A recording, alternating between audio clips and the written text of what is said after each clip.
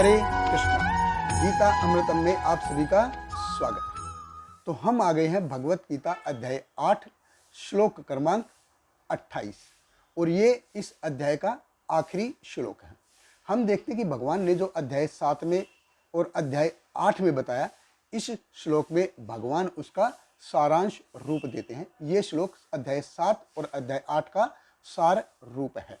तो भगवत गीता अध्याय 8 श्लोक क्रमांक 28 भगवान कृष्ण कहते हैं, वेदेषु यज्ञेषु तपसु च एव दानेषु यत् पुण्य फलम प्रदिष्टम अत्येति तत्सर्वम इदम विदित्वा योगी परम स्थानम उपेति चाद्यम। भगवान कृष्ण कहते हैं कि जो व्यक्ति भक्ति मार्ग स्वीकार करता है वह वेदाध्ययन, तपस्या, दान, दार्शनिक तथा सकाम कर्म करने से प्राप्त होने वाले फलों से वंचित नहीं होता। वह मात्र भक्ति संपन्न करके इन समस्त फलों की प्राप्ति करता है और अंत में परम नित्य धाम को प्राप्त होता है। देखिए, भगवान कृष्ण कहते हैं कि अगर कोई योग सिद्धि प्राप्त करता है तो ये जो योग सिद्धि असल में है क्या? ये योग सिद्धि मतलब ये हमेशा भगवान का स्मरण करना। तो कोई व्यक्ति अगर हमेशा भगवान का स्मरण करता है तो वो, भगवान कृष्ण कहते हैं, वेदेषु, कि उसने वेदों के ज्ञान को आत्मसात कर लिया है। यज्ञेषु, उसने यज्ञों से, सारे यज्ञों से प्राप्त होने वाले फल को ग्रहण कर लिया है।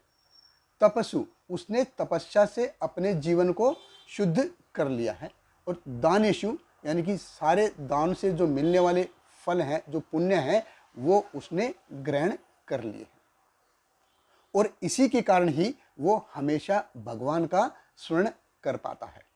और यही चीज भगवान ने अध्याय 6 के अंतिम श्लोकों में बताई थी। श्लोक क्रमांक 46 में बताई थी। भगवान ने कहा था, तपस्वीभ्य अधिक योगी ज्ञानीभ्यो मत अधिक कर्मीभ्यश्च अधिक योगी तस्मात् योगी भव अर्जुन। कि जो एक योगी होता है वो तपस्वी से, ज्ञानी से और कर्मी से उत्कृष्ट होता है। अल्टीमेटली क्या है कि जो योगी हमेशा भगवान का स्मरण कर पाता है, हमेशा योग युक्त रहता है, हमेशा कृष्ण भावना अमृत में स्थित रहता है, उसे सब कुछ प्राप्त हो जाता है, उसके लिए कुछ भी बाकी नहीं रहता। तो श्रीपाद माधवेंद्र पुरी है, जो गौड़ीय वैष्णव संप्रदाय के एक महान आचार्य रहे, तो उन्होंने अपनी रचना में लिखा है कि संध्या वंदन ब्रह्मस्तु भवते भो स्नानम तुभ्यम नम भो देवा पितृश्च तर्पण विधो ना अहम समय सम्यताम यत्र का अपि निषिद्ध यादव कुल तुमश्च कंस द्विषय स्मारम स्मारम अधम हरामी तद अलम मन्ये अहम अन्येन किम। तो ये संध्या वंदन है और स्नान आदि है, देवताओं पितरों को जो तर्पण है, उन सभी को वो एक व्यक्ति रूप में मान के उनसे क्षमा याचना करता है। वो कहते हैं कि संध्या वंदन ब्रह्म भद्रमस्तु भवते, कि हे संध्या वंदन, कि आपकी जय हो।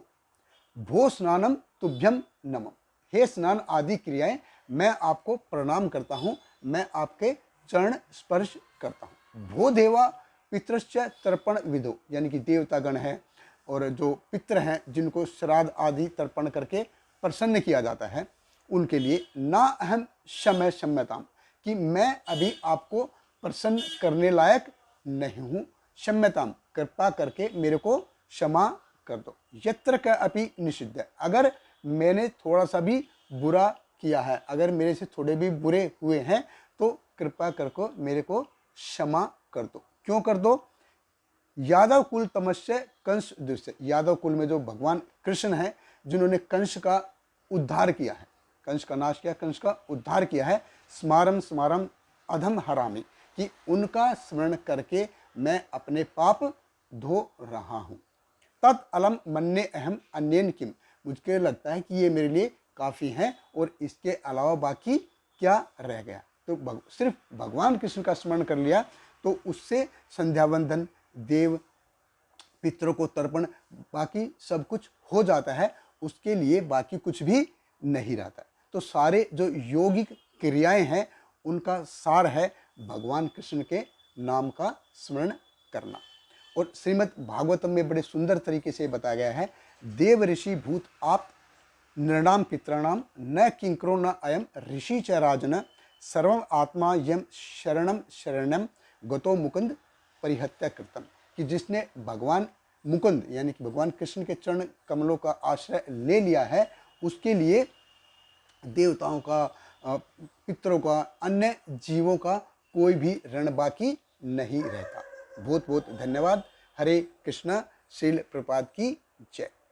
Hare Krishna, Hare Krishna, Krishna Krishna, Hare Hare, Hare Rama, Hare Rama, Rama Rama, Hare Hare।